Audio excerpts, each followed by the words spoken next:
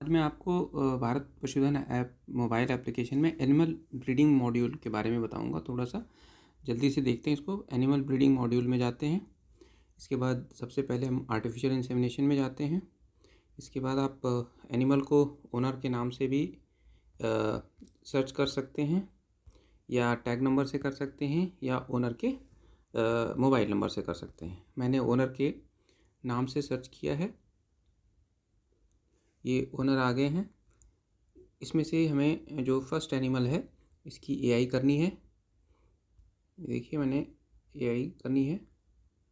First जो animal है इसके सेलेक्ट कर लिया मैंने। ऐड एआई पे जाते हैं, नीचे देखिए इसको मैंने कैंसिल कर दिया। ऐड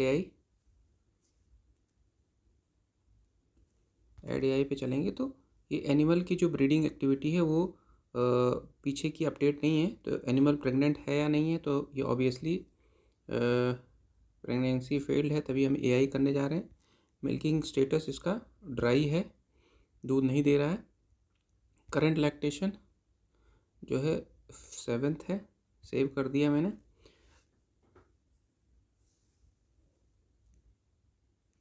अब जो है इसकी एआई के लिए हम आगे प्रोसीड कर पाएँ। देखिए डेटा एंट्री डेट है, इसके बाद एआई की डेट है। यूनिक स्ट्रॉ आईडी कंपलसरी नहीं है, छोड़ सकते हैं। बुल आईडी वही आईडी है जो इनाफ आईडी पे हम भरते थे। बैच नंबर कंपलसरी नहीं है। इसके बाद आपको एआई टाइप सेलेक्ट करना है। ठीक है, एआई टाइप में जो है आपको एआई बुल आईडी के बाद आप एआई टाइप में लिखेंगे इंटरनल एआई। इंटरनल एआई का मतलब जो डिपार्टमेंट यूपीएलडीबी का सीमेन आप यूज़ कर रहे हैं। सीमेन टाइप में 2 ऑप्शन आएंगे यहाँ पे, सेक्स सॉर्टेड या कन्वेंशनल। जो भी आपको है, सेक्स सॉर्टेड है तो वो सेलेक्ट कर लीजिए, नहीं है तो फिर आप कन्वेंशनल का मतलब सेक्स सॉर्टेड नहीं जो है उसको सेलेक्ट कर लीजिए। ठीक है, इसके बाद आपको अमाउंट अगर भरना है तो ठीक है, अदरवाइज़ ये कंपलसरी नहीं है। इसके बाद सबमिट एंड रिव्यू में जाएंगे। इसके बाद आपको सबमिट कर देना है, बस इससे आपका एआई का काम हो जाएगा। तो एआई फीडिंग बहुत ज़्यादा मुश्किल नहीं है, और अभी इसमें 1 साल पीछे तक की डेटा एआई भर सकते हैं। आप देखिए जुलाई 22 तक जा रहा है, इसमें अगस्त 22 तक आप कि जितनी भी एआई है पिछले साल की वो इसमें भर सकते हैं। इसको ओपन किया गया है, लेकिन ये फैसिलिटी ज़्यादा दिन तक नहीं रहेगी, इसलिए जो भी बैकलॉग है उसको आप भर लीजिए। तो ये हुआ एआई फीडिंग का काम, जो कि बहुत आसानी से आप कर सकते हैं। इसके बाद आपको करना है इसी मॉड्यूल का सेकंड पार्ट है प्रेगनेंसी डायग्नोसिस। प्रेगनेंसी डायग्नोसिस में जाएंगे, वहाँ पर जा कर के फिर से आप जो है एनिमल को सर्च कर लीजिए ओनर का नाम से, ओनर के मोबाइल नंबर से, या एनिमल के टैग नंबर से आप सर्च करके एनिमल को यहाँ पर फाइंड आउट कर लीजिए।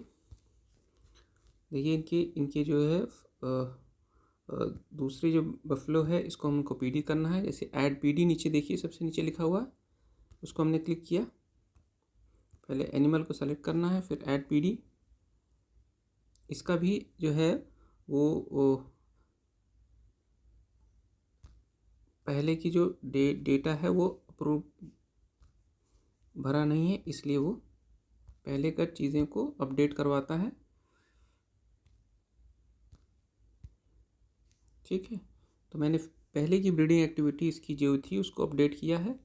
इसके बाद पीडी पर हम आ गए। देखिए पीडी पर क्या है ऑप्शन। पीडी में आने के बाद देखिए पीडी रिजल्ट के बारे में आपको देखना है। Pregnancy confirmed, service type. देखिए इसमें इंटरनल एनएस है, एक्सटर्नल एआई है, और एक्सटर्नल नेचुरल सर्विस है। ये बहुत इंपॉर्टेंट है, ये चीज़ देखिए। इससे ये कंफर्म है कि ये एनिमल जो है ये आप यूपीएलडीबी के सीमेन से, या जो लोग भारत पशुधन पे काम कर उनमें से किसी भी व्यक्ति ने इस एनिमल की एआई नहीं की है। अगर वो एनिमल की एआई हम लोगों के माध्यम से की गई होती तो इंटरनल एआई का भी ऑटोमेटिकली इसमें ऑप्शन आता और यहाँ पे फिल रहता वो। इसका मतलब ये हुआ कि इसमें बाहर से एआई किसी और ने की है, जो कि रजिस्टर्ड नहीं है इस भारत पशुधन के माध्यम से, उसका कोई भी लेना देना नहीं है। वो एआई करके गया, और आप जब गए फील्ड में तो ओनर ने आपसे पीडी करवाई, तब आप उसकी फीडिंग कर रहे हैं। ठीक है, तो उसमें ये चीज़ें हैं। Internal natural service. Internal natural service का मतलब कि जो विभागीय बुल होते हैं इनसे सर्विस कराई गई है। और एक्सटर्नल का मतलब बाहरी, किसी अन्य व्यक्ति के द्वारा एआई किया गया है जिसके बारे में आपको कोई जानकारी नहीं है, और एक्सटर्नल एनएस का मतलब बाहरी जो बुल होते हैं, सांड होते हैं, गांव में लोग करा देते हैं जिसके बारे में आपको कोई जानकारी नहीं है। तो इसमें आप कोई भी एक सेलेक्ट कर सकते हैं।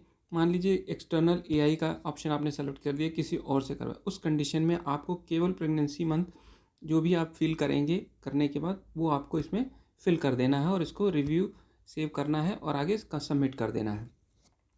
तो उसी तरीके से देखिए, अगर आप एक्सटर्नल एआई के बजाय इंटरनल नेचुरल सर्विस करते हैं तो उस केस में आपको प्रेगनेंसी का ड्यूरेशन तो देना ही है, लेकिन उसके साथ साथ सायर की आईडी देनी है। सायर की आईडी जो है उस बुल, जो भी हमारा रजिस्टर्ड बुल होगा, इंटरनल नेचुरल सर्विस का मतलब वो बुल सरकारी बुल है, तो उसकी जानकारी आपको लेके यहाँ पे भरनी पड़ेगी। उसी के साथ अगर आप जो है एक्सटर्नल नेचुरल सर्विस इस पर क्लिक कर लेते हैं तो इसमें जो है आपको फिर से सायर की कोई डिटेल नहीं देनी है, केवल प्रेगनेंसी का ड्यूरेशन देना है जो आप पीडी करते समय फिल करेंगे, और ये करके आप इसको फीड कर सकते हैं।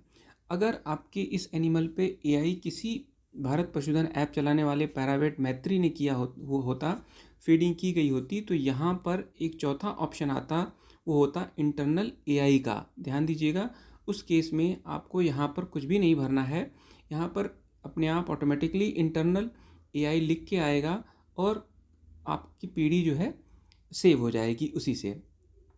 तो ये चीज़ हो गई प्रेगनेंसी डायग्नोसिस में। अगली पॉइंट पे हम चलते हैं, वो है काविंग का। काविंग वाले ऑप्शन में जाके देखेंगे तो उसमें भी आप ओनर को ढूंढ लीजिए, उसके नाम से, मोबाइल नंबर से या एनिमल के टैग नंबर से।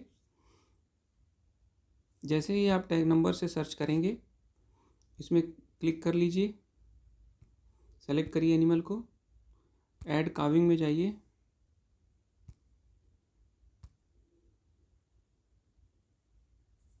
ये एनिमल प्रेग्नेंट नहीं है इसलिए इस पर प्रेगनेंसी हम नहीं कर सकते। इसमें पहले वाले एनिमल शायद इसमें प्रेगनेंसी है, तो इसको देख लेते हैं, ऐड काविंग। देखिए इसमें काविंग हो सकती है, एनिमल प्रेग्नेंट है। इसमें आपको क्या करना है, डेटा एंट्री तो ऑटोमेटिक आएगा, काविंग डेट जब भी आपके पास अवेलेबल हो वो आप कर सकते हैं, पीछे भी जा सकते हैं आप 22 अगस्त 22 तक। ठीक है, इसके बाद calving status, successful calving, abortion, still birth, successful calving select कर लिया।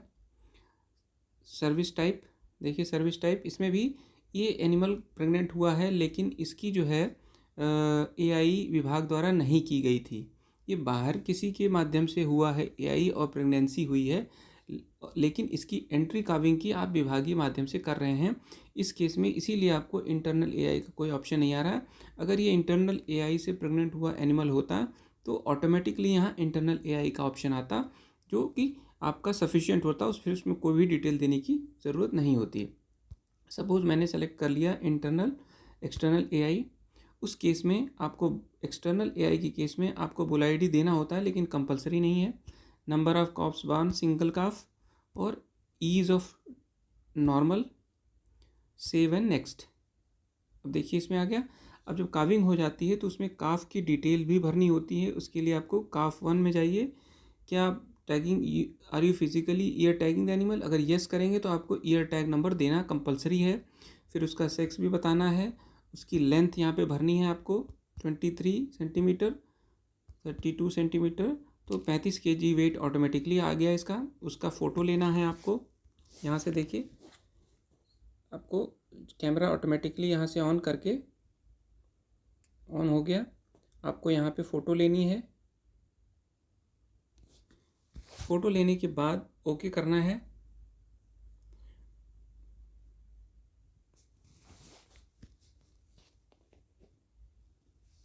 ये थोड़ा फ़ोटो अपलोड करने में टाइम लग रहा है।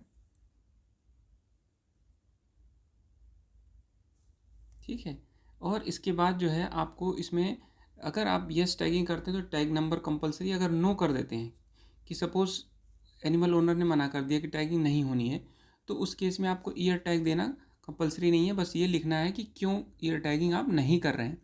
काफ डाइट बिफोर ईयर टैगिंग, जो भी है, देखिए रेफ्यूज़ बाय फार्मर ये कर लेना है। और नाम, कई लोग कह रहे थे कि नाम मांग रहा है, लेकिन ये कंपलसरी नहीं है, अगर आप नाम नहीं भरेंगे तब भी काम हो जाएगा। बस इसके बाद आपको क्या करना है कि इसमें देखिए एक चीज़ है, रिव्यू और नेक्स्ट में नहीं जाना है, पहले इसको आपको सेव करना है। ऊपर देखिए सेव का ऑप्शन है काफ 1 के सामने, यस सेव करना है, तब नेक्स्ट आप में जाना है। इसको हमने सेव किया, अब इसमें जो है सेव करना है। इसके बाद रिव्यू नेक्स्ट में जाना है, इसके बाद आपको इसको सबमिट कर देना है। तो ये हो गया आपका काविंग का सिस्टम, कैसे एंट्री करनी है। तो इसमें कोई विशेष प्रॉब्लम नहीं है, बहुत सिंपल प्रक्रिया है, इसमें आप जा सकते हैं, आसानी से कर सकते हैं इसको। तो यही 3 चीज़ें हमको बतानी थी एनिमल ब्रीडिंग के अंदर आपको, artificial insemination, pregnancy diagnosis, calving. तो आप इस तरीके से अपना काम पूरा कर सकते हैं। और आगे भी मैं वीडियोस बताऊंगा छोटी छोटी, जो भी प्रॉब्लम्स आएंगे उसके बारे में। तब तक के लिए थैंक यू, धन्यवाद।